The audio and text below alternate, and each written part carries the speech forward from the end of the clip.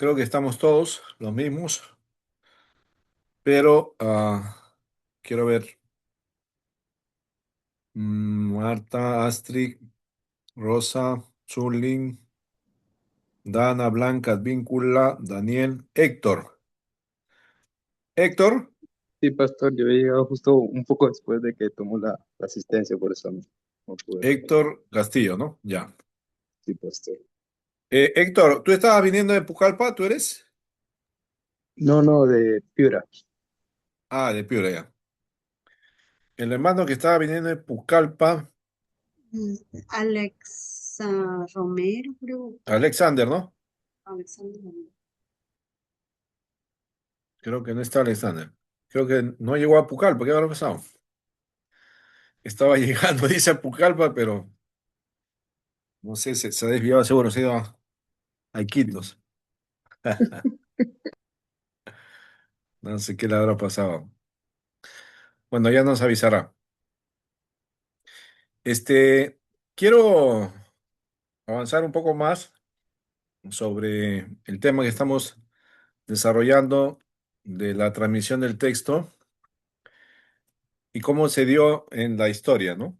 El- la conservación del texto, en los escritos, en estos materiales que ya les presenté, a los papiros y los pergaminos, ¿no? Hay una investigación sobre los papiros. Se han encontrado distintos papiros ah, antiguos, pero hay un papiro, quisiera comentarles esto, que se encontró, ¿no? Que tiene un valor bastante significativo para la defensa de la transmisión del texto y la autenticidad del Nuevo Testamento, ¿no? Este papiro se le conoce como el papiro 52, ¿no? Y tiene que ver porque a todos estos descubrimientos que se han hecho a través de la historia, se han ido descubriendo fragmentos de los escritos antiguos, se les enumeraba, ¿no? Fragmento uno, fragmento 2, papiro uno, papiro 2, así sucesivamente, ¿no? Pero hay un pedazo de papiro que se encontró y que se le clasificó como papiro 52, que es dentro de todos los papiros que se han encontrado, fragmentos de papiros, es de mucha importancia, ¿no? Yo quisiera proyectarles ahora un pequeño video, es un video corto, creo que dura 8 minutos, sobre este material que se encontró, ¿no? El papiro 52,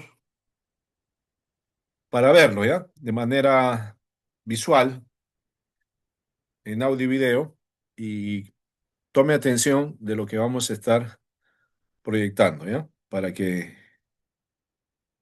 conozcamos un poco más acerca de esta historia, ¿ya?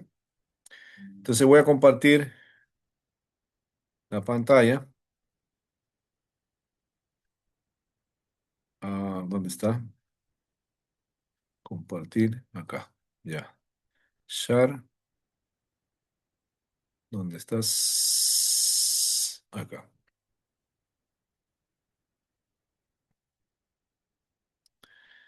No, no sé si se ve. ¿Qué pastor? Ya, ya se ve. Ya, entonces tome atención de este pequeño video para ir conociendo un poco la historia de este fragmento papiro, ¿ya? Me dice si se escucha. A ver, Cerca del año 1920, ¿se un grupo de escucha? investigadores descubren en Egipto una Sí. interesante colección Ya. de documentos antiguos. Nuevamente lo voy a pasar, porque les pregunté y creo que se fue un poco el audio. A ver, voy a poner un poquito más de volumen. Ya. Los documentos fueron comprados a nombre de una biblioteca inglesa y llevados allí para ser añadidos a la colección de un archivo. A ver, un ratito, no sé qué está pasando acá. Ha salido un lápiz, no sé qué me pasa acá.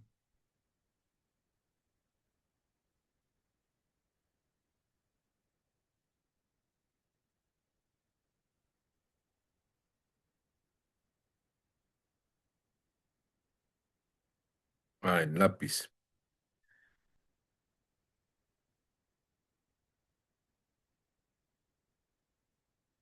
Ampliar la pantalla. Sí, sí, no, espérate, espérate. No, está mal acá. Un ratito. No sé si le das.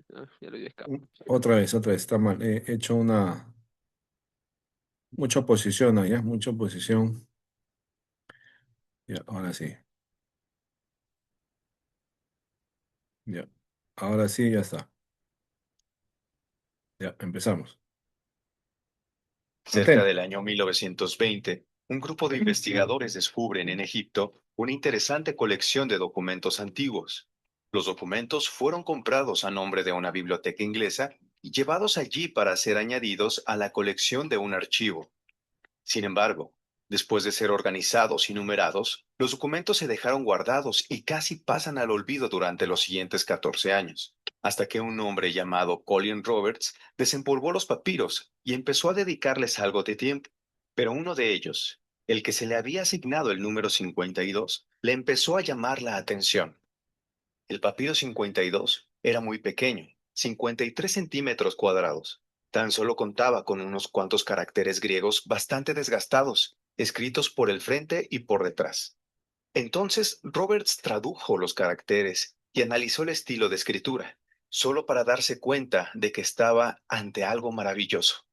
Pero, ¿qué tenía de especial este pequeño papel antiguo? Empecemos analizando lo que dice este pequeño fragmento de papiro. El texto es un diminuto pedazo del Evangelio de Juan. En el anverso contiene palabras del relato del juicio.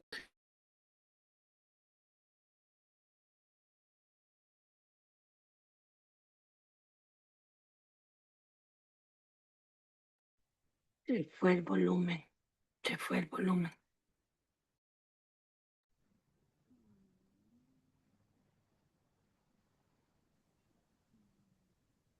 El pastor también se fue, creo. Se puede adaptar. Se fue el volumen y el pastor.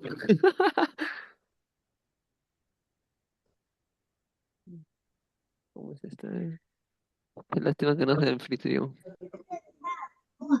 Ahí el anfitrión también lo puede aprender el audio. Yo mamá siempre se quedaba acá con los clientes. Y ahora ya los tiempos. Ahora la misma situación. Ya no puede ser solamente trabajar, porque todo mal. Su audio está prendido, pastor. No, no es de Alexander, tu audio. No, no, Ah, de Alexander, ¿quién más Alexander. acá? El costo El de tuyo. Tu volumen está prendido.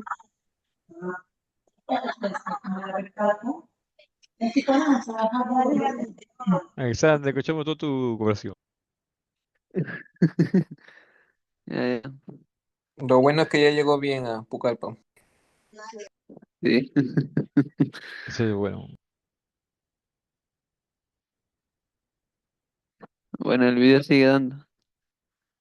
Como dicen, la imagen vale más que palabras, pero ya pues, está. Ya. Me quedo con la duda. Qué duda.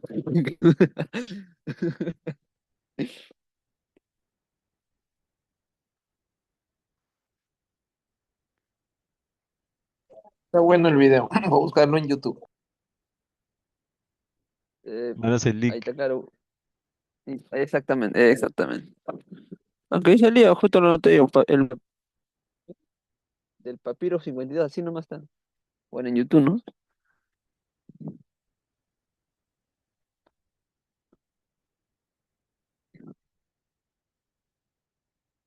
Si ahora el pastor se va a sorprender. ¿Qué han entendido?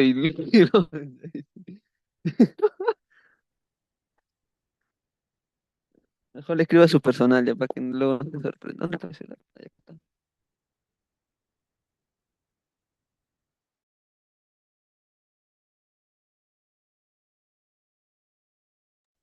Ya lo envié al grupo. Escribe al pastor también diciéndole que no se escucha, ve, de repente. Y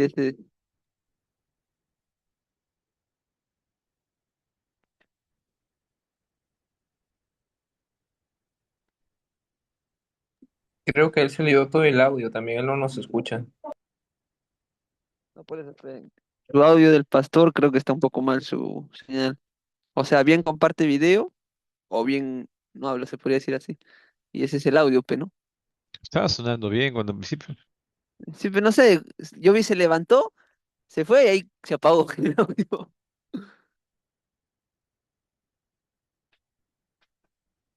¿Aló? Ahí está. Pastor, ¿Aló, aló? ¿Qué pasó? usted se fue y se fue el audio también, ¿cómo es? A ver, otra vez. ¿Se fue el audio? Sí, cuando usted Ah, estaba el audio, pero usted se fue el audio también. ¿mi video también? No, no, el video no, el audio nomás. No, mi Solamente el video. audio, pastor. Video No, sí, no. solamente el audio. El video sí estaba dando, pero sin audio. No, no, mi video. ¿Me ven? No. No, su cámara no está prendida. O- espere. Ahora Ahora sí. sí. Así se le ve, pastor. Ah, ya. ¿Qué ha pasado? A ver. No le explico. ¿Escuchaban y no se veía el No, video y no el audio? ajá, usted se fue y justo se fue el audio también. A ver. ¿Por qué raro? Yo estaba escuchándolo. A ver, un ratito. ¿Hasta dónde estaba? ¿Hasta dónde se fue? A ver, Ni bien yo empezó. justo, yo noté hasta el papiro 22 es muy pequeño, pues Robert analizó al papiro, aquel papiro, perdón, así nomás. Creo que era Ya. A ver. Ahí voy a pasar otra vez. Ya. Atención, ¿no? Atentos. A ver, me dicen si se ve, se escucha todo. Me hubieran avisado, pero están mirando y no me avisan. eh, A ver, un ratito. A ver ahora. Biblioteca inglesa y llevados allí ahora para sí. ser añadidos a la colección de un archivo. Sin embargo, Lo después de ser escucho, organizados pastor. y numerados, los documentos se dejaron guardados y casi pasan al olvido durante los siguientes 14 años, hasta que un hombre llamado Colin Roberts desempolvó los papiros y empezó a dedicarles algo de tiempo. Pero uno de ellos, el que se le había asignado el número 52, le empezó a llamar la atención. El papiro 52 era muy pequeño, 53 centímetros cuadrados. Tan solo contaba con unos cuantos caracteres griegos bastante desgastados, escritos por el frente y por detrás. Entonces Roberts tradujo los caracteres y analizó el estilo de escritura, solo para darse cuenta de que estaba ante algo maravilloso. Pero, ¿qué tenía de especial este pequeño papel antiguo? Empecemos analizando lo que dice este pequeño fragmento de papiro. El texto es un diminuto pedazo del Evangelio de Juan. En el anverso contiene palabras del relato del juicio de Jesús ante Pilato, que podemos encontrar en Juan 18:31 al 33. Por otro lado, en el reverso, se encuentra un fragmento de Juan 18:37-38. Las letras griegas en negrita son las que han sobrevivido y pueden leerse en el papiro.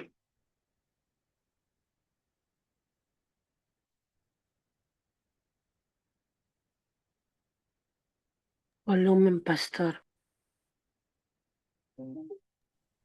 Para matizar el contexto, Ahí a está. hacer un breve resumen de cómo se trataba el texto bíblico en los primeros 2 siglos del cristianismo.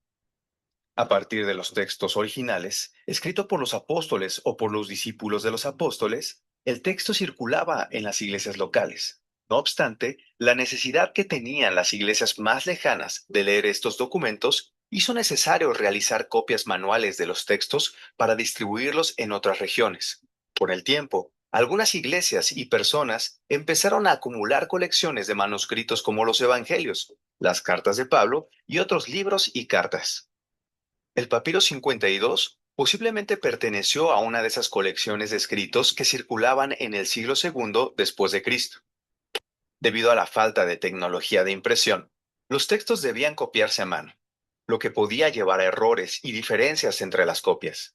Algunos cambios eran accidentales, como la omisión de letras o palabras, mientras que otros eran intencionales para hacer el texto más claro o para armonizar. A medida que pasaba el tiempo, los manuscritos originales se perdieron, y los que quedaron fueron copias de copias, muchas de las cuales no eran exactamente iguales entre sí. Esto plantea la pregunta de cómo podemos confiar en la precisión de la Biblia que tenemos hoy en día, sin poseer los originales. Aquí es en donde entra en juego la crítica textual, una disciplina académica en la que expertos y eruditos examinan y evalúan los manuscritos conservados para intentar reconstruir el texto original con precisión. Al comprender esto, podemos apreciar la importancia de este diminuto fragmento de papiro, que se convierte en un valioso ejemplo de cómo las primeras copias de las escrituras son evidencia de la autenticidad de las traducciones que leemos a diario. En consecuencia, hay dos factores por los que este manuscrito es importante. El primero de ellos es la fecha en la que se cree que se escribió. Basándose en el estilo de la escritura utilizada, el propio Roberts fechó la escritura del fragmento hacia la primera mitad del siglo II, y aunque ha habido mucho debate desde que se hizo esta afirmación por primera vez, el amplio consenso de los estudiosos es que Robert estaba en lo cierto.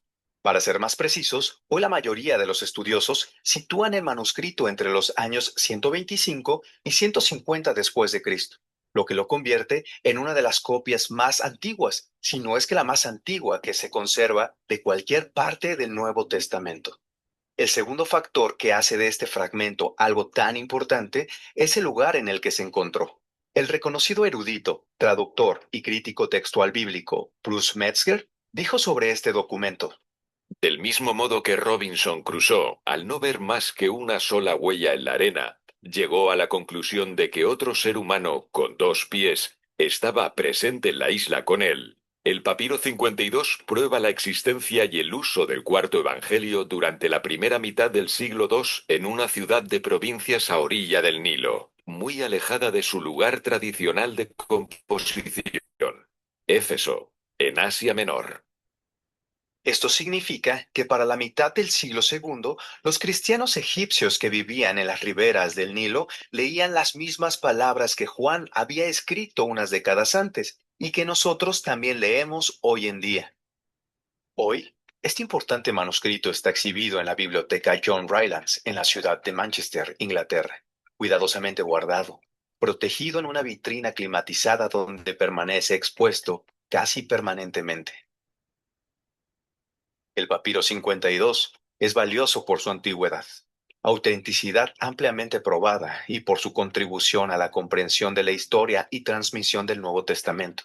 Es un recurso invaluable para los estudiosos y una ventana fascinante hacia los primeros siglos del cristianismo, como lo afirmó Tim Challies acerca de este fragmento.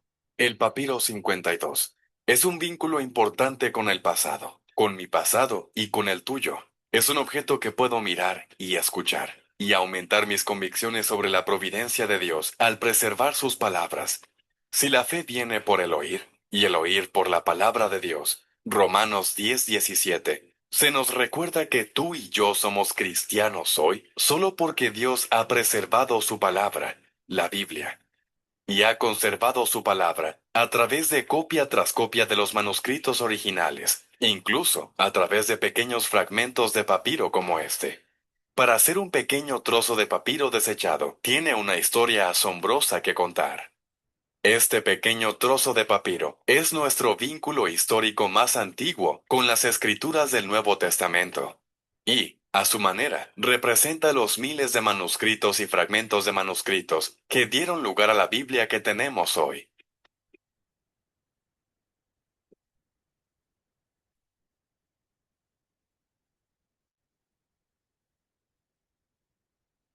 Ahí está. Interesante. La historia del papiro 52. Fíjese un poco eso. Creo que ha sido bastante claro. El video ha explicado bien la importancia de ese fragmento, ¿no? Recuerda que dije que los papiros se usaban al comienzo, poco más, y este papiro, ¿no? Estaba dentro de los más antiguos. Y es un pedacito nomás, ¿no? Ni siquiera es una porción grande, ¿no? Ha visto que es una porción pequeña que incluye parte del Evangelio de Juan, ¿no? Palabras del Evangelio de Juan que han tratado de calzarlas, ¿no? En el Evangelio para que tenga sentido. Pero ahí está la prueba, ¿no? La prueba de que el Evangelio de Juan ya se leía, ¿no? En el África, ¿no? En Egipto. Y eso que Juan escribe su Evangelio en el Asia Menor, en Éfeso, ¿no? Y casi a finales del siglo I, por ahí más o menos. Entonces no ha pasado muchos años para que ya el Evangelio circule también por Egipto. Entonces ahí hay una prueba bastante fehaciente de cómo el texto se ha ido extendiendo, ¿no? Se ha ido duplicando, o sea, se han hecho copias, ¿no? Y dentro de todas esas copias, este fragmento es uno de los más antiguos, ¿no? Papiro 52. Eh, Importante este dato, este descubrimiento, porque nos da a una prueba más de la veracidad del Nuevo Testamento, ¿no? Que ya estaba presente en el mundo temprano. Los escritos apostólicos ya estaban circulando, ¿no? ¿Qué le pareció? ¿Alguna apreciación suya del video? Antes de continuar,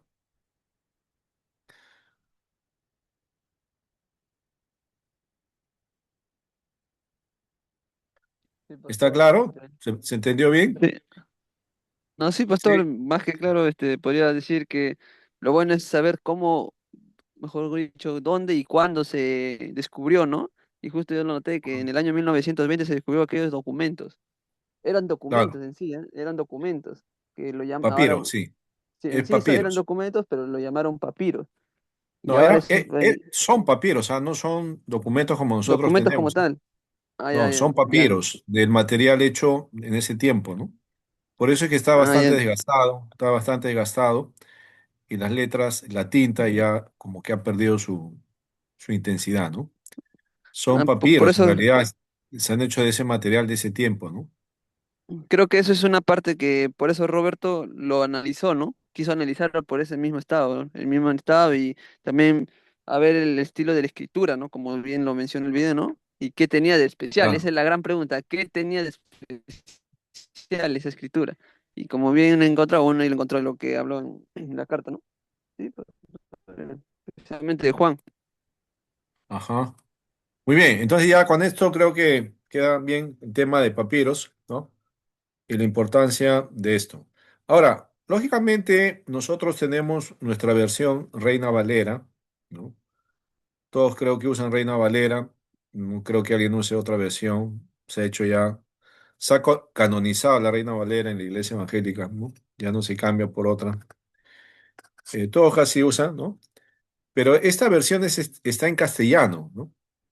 Se ha compuesto, se ha desarrollado, se ha traducido al castellano. ¿De dónde han tomado para la traducción? ¿De dónde han tomado para la traducción de la Reina Valera? Han tomado de los manuscritos, de los escritos en griego, ¿no? De de las traducciones en griego, consultando al griego, han ido traduciendo al español, ¿no? Ahora, esas traducciones al griego tienen un tiempo dentro de la historia, ¿no?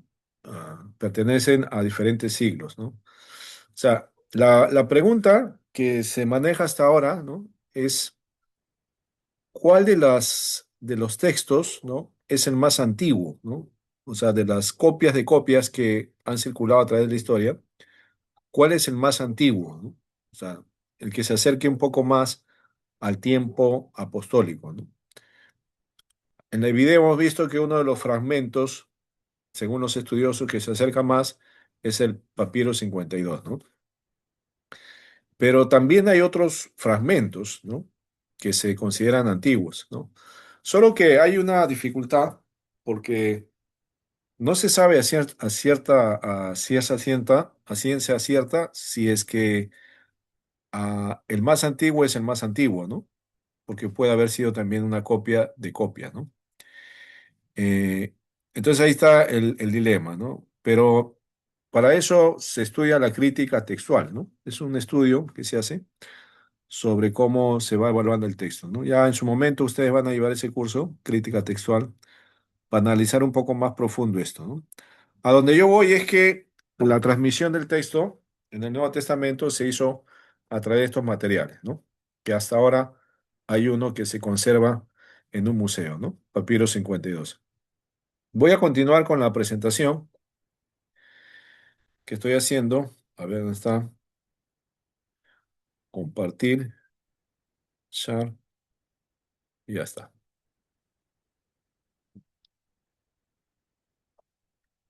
¿Se ve? ¿Se ve? Sí, pastor. Ya, gracias. Ya. Ahora, la escritura que se utilizó en la transmisión del texto, ¿no? Fue lo que se conoce como los caracteres unciales, ¿no? O el carácter uncial. ¿Por qué se llama así? Porque todas las letras eran en mayúscula, como ven en la imagen que está ahí a la derecha, ¿no? Todas las letras del alfabeto griego están en mayúsculas. Ah, no se conocían, ¿no? Todavía no se usaban las minúsculas, ni las separaciones, ni las puntuaciones, ¿no? Todo era de corrido, como usted ve ahí en la imagen, ¿no? Letras en mayúscula y todo de corrido. A este tipo de escritura se le llamaba la escritura uncial, porque eran mayúsculas, ¿no? En los primeros escritos eran así, ¿no? Y los primeros descubrimientos, ¿no? que hacen de los documentos son de este tipo, ¿no? Los unciales. Ahora, para poder traducir esto, ¿no? Se necesita bastante estudio sobre el idioma de ese tiempo, ¿no? La forma como redactaban. Por eso que la traducción del idioma original no es tan sencillo, ¿no?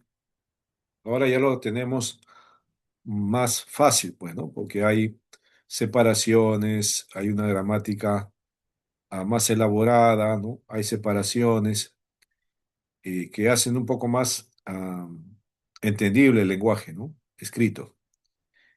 En ese tiempo solamente se usaba el carácter uncial, ¿no? Que eran mayúsculas, ¿no? Eh, a partir del siglo IX, ¿no? Se empiezan a usar la minúscula, ¿no? Ya se empieza a alternar la mayúscula con la minúscula, ¿no? Eh, con caracteres unidos, ¿no? En diversas alturas, ¿no? Los códices antiguos, ya saben que los códices eran los pergaminos, ¿no? Amarrados o cosidos, ¿no? Tipo libro, ¿no? Ah, los códigos antiguos tenían falta de intervalos entre una palabra y otra, ¿no? O sea, no había separación entre palabra y palabra, ¿no? No habían acentos tampoco, no habían signos de puntuación, ni habían abreviaturas, ¿no? Este, este tipo de escritura, ¿no? En ocasiones trajo diferentes variantes textuales, ¿no? Creando pues problemas de interpretación, ¿no? O sea, al no haber una rigurosidad en el texto escrito, ¿no? La norma que enseña la gramática, ¿no? La lingüística, pues sí es un poco más complejo la traducción, ¿no? Por eso es que en la interpretación a veces habían diferentes, ¿no? Puntos de vista en cuanto al texto, por la dificultad del idioma, ¿no? En ese sentido, ¿no? Ah, algunos testimonios del texto griego, ¿no? Los escritos autógrafos del Nuevo Testamento desaparecieron hacia la mitad del siglo II, ¿no? O sea, cuando hablo de escritos autógrafos, estoy hablando de los escritos de primera mano, ¿no? Apostólicos, ¿no? O sea, de puño y letra del apóstol, ¿no? Así como leímos en Colosenses que el apóstol Pablo estaba pidiendo que se mande la carta que él escribió a la Odisea y que de la Odisea manden la carta que él escribió a ellos, ¿no? O sea, de la misma mano del apóstol aún los escritos estaban presentes, ¿no? A estos escritos se llaman autógrafos, ¿no? Estos fueron sustituidos, ¿no?, por copias de esos documentos, que se les conoce como apógrafos, ¿ya? Eh, de estos códices generalmente en pergamino, ¿no? Así que los apógrafos fueron los que tomaron el lugar, ¿no? Luego de que los originales se vayan dejando de usar, se fueran perdiendo, ¿no? Entonces lo que nosotros tenemos fueron los apógrafos, ¿no? Copias de copias hasta hoy, ¿no? De estos de pergamino.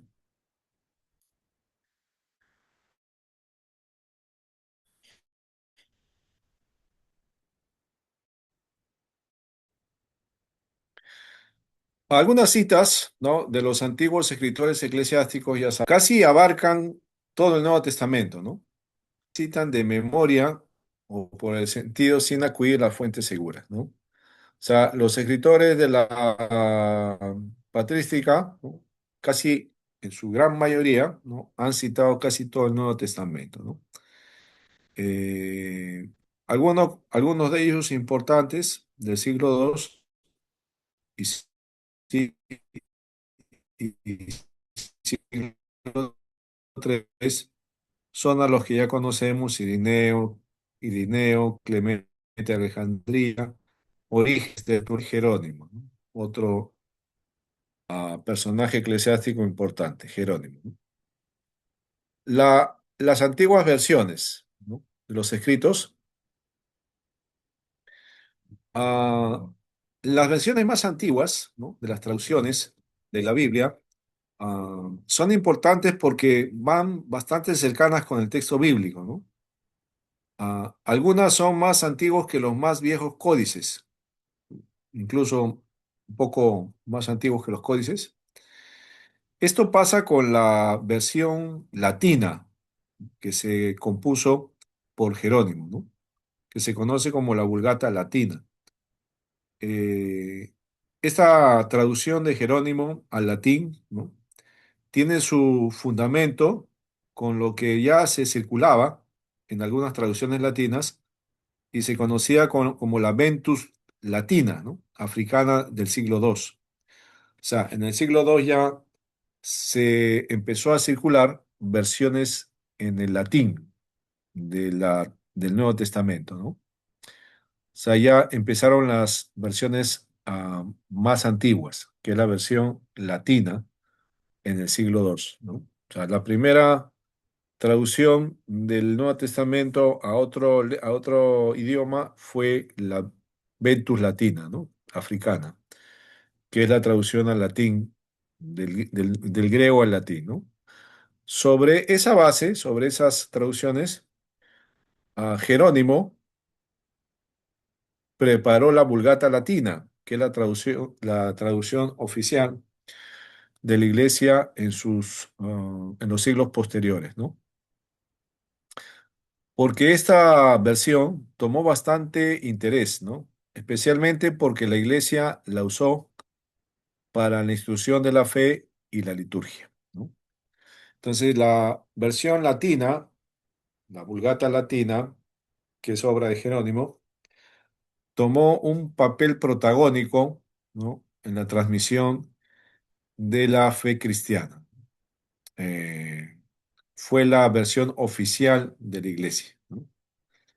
Y eso a través de los años mantuvo su vigencia, incluso hasta hace algunas décadas atrás, ¿no?, donde las homilías, las misas, ¿no?, en la Iglesia Católica Romana se hacían en latín y se usaba el texto en latín.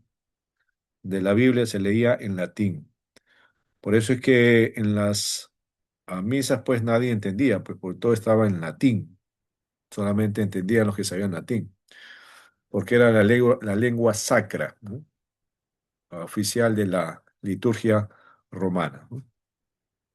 Y esto toma protagonismo acá, con Jerónimo, en la versión la Vulgata latina, ¿no? En cuanto a los apógrafos, ya sabe que son las copias de copia, ¿no? Son documentos importantes, pues atestiguan directamente el Nuevo Testamento y son muy numerosos, ¿no? O sea, copias de copias, ¿cuántas vamos a encontrar? Hay alrededor de 5.488 manuscritos, o sea, copias de copias, ¿no? Son copias de los originales, ¿no? Que se han preservado hasta ahora 5.488, ¿no? De estos, 98 son de papiro, 301 son códices unciales, 2.818 códices minúsculos, 2.211 leccionarios y 25 ostracas, ¿no? Los códices unciales ya sabe que son los escritos en mayúscula.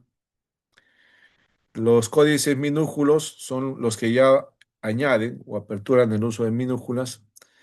Y los leccionarios son traducciones que se usaban para la liturgia, ¿no? Dentro de la iglesia, para la lectura de los evangelios, ¿no? Y las óstracas eran como ah, tablillas de arcilla, ¿no? Que se usaban comúnmente en los primeros siglos, ¿no? Estas óstracas eran como los borradores, ¿no? Era el medio por el cual la gente podía acceder a escribir, ¿no? Era muy rústico, era fácil de acceder, conseguir, ¿no? A diferencia de los papiros, ¿no? O los códices. Entonces, el uso común, digamos, el papel borrador eran las óstracas, ¿no? Que era de arcilla, ¿no? Se han encontrado óstracas, ¿no? Incluyendo ahí lecciones de los escritos bíblicos, ¿no? Algunos manuscritos, ¿no? De los apógrafos se remontan a los siglos II y III, ¿no? Las copias de copias, ¿no? Unos 59 códices contienen el Nuevo Testamento prácticamente completo, ¿no? O sea, dentro de los códices hay 59 que están completos, ¿no? Y otros tienen gran cantidad, ¿no? De la información del Nuevo Testamento, ¿no?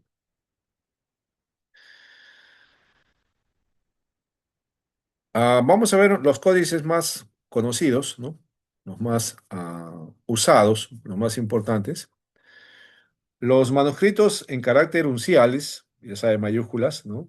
El primero de ellos es el Códice Vaticano. Se llama así porque se conserva en la Biblioteca Vaticana, en Roma, copiado quizás en Egipto a principios del siglo IV, ¿no? Es un código que integra casi el total del Nuevo Testamento, la versión griega de los 70, y el Nuevo Testamento, ¿no? Faltan algunas partes del Nuevo Testamento, como Hebreos 9, Primera y Segunda de Timoteo, Tito, Filemón y Apocalipsis, ¿no? Pero lo demás está, ¿no? Entonces, este códice Vaticano es uno de los más importantes códices y está dentro del Vaticano, el Museo del Vaticano, ¿no? Se le considera el códice más antiguo y muy fiel, ¿no? Al texto. El otro códice es el Códice Sinaítico. Ese nombre es porque proviene del monasterio de Santa Catalina del Sinaí, ¿no? Hoy está en el museo en Londres. Contiene, contiene el Antiguo Testamento con con algunos vacíos pequeños y todo el Nuevo Testamento, ¿no? Tiene también algunos apócrifos, ¿no? La carta de Bernabé, que es un pseudo documento, y el pastor de Hermas, ¿no? Ah, Probablemente fue copiado en la primera mitad del siglo IV, ¿no? En Egipto, ¿no? Este es el código sinaítico. Y el último es el códice alejandrino, ¿no? Se llama así porque se encontraba en Alejandría, en Egipto. Hoy también se encuentra en el Museo de Londres, ¿no? Escrito en Egipto en el siglo V. Contiene también el Antiguo Testamento, el Nuevo Testamento, con algunos vacíos también dentro del códice, ¿no? También incluye la primera y la segunda carta de Clemente de Roma y el libro apócrifo de Salmos de Salomón, ¿no? Y fue escrito a dos columnas por página, ¿no? Y dentro de este códice está el mejor texto de Apocalipsis, ¿no? Más o menos ahí está la foto de cómo se encontró el códice alejandrino, ¿no? Bien, hasta ahí vamos a parar sobre el tema de los manuscritos, ¿no? Las copias, la transmisión también de cómo se fue conservando los escritos apostólicos, ¿no? Entonces, eso es más o menos la historia de las traducciones y los manuscritos, ¿no? Ahora, más adelante, bueno, hay toda otra secuencia de cómo el texto va tomando la forma que tiene hasta ahora, ¿no? Ah, la separación por versículos, la separación por capítulos, ¿no? Por títulos, ¿no? Y todo eso. Eso ya tiene que ver con la historia del curso de la literatura bíblica. Es un curso, ¿no? Literatura bíblica, donde van a profundizar un poco más. ¿Cuál es nuestro punto principal para nosotros sobre este tema? ¿No? De cómo en el Nuevo Testamento, en el tiempo del Nuevo Testamento, se fue conservando el texto en la iglesia, ¿no? ¿Cómo se fue conservando el texto en la iglesia? A través de diferentes materiales, ¿no? En un primer momento, los papiros, material rústico de corteza de, ah, ¿cómo se llama? De tipo bambú, ¿no? Las cortezas de esas ramas tipo bambú se elaboraron este tipo de material rústico. Luego se pasó al pergamino, un poco más resistente. Luego de usarse como rollo, se pasó a los códices, que son como eh, pedazos cosidos, ¿no? Unidos, tipo cuaderno. Y así se fue conservando el escrito dentro del Nuevo Testamento, ¿no? Ya sabe que el Nuevo Testamento acompaña todo el periodo del tiempo de Cristo, pero también acompaña el tiempo de la formación de la iglesia en el mundo conocido, ¿no? Entonces, hay toda una historia del texto, ¿no? El texto el Señor preservó a través de estos materiales y lo sigue preservando hasta ahora, ¿no? Hasta ahora tenemos, gracias al Señor, el texto en nuestro alcance, ¿no? Usted lo tiene ahí, en su escritorio, en su mesa, el texto tiene a disposición, ¿no? Pero detrás de eso hay toda una historia, ¿no?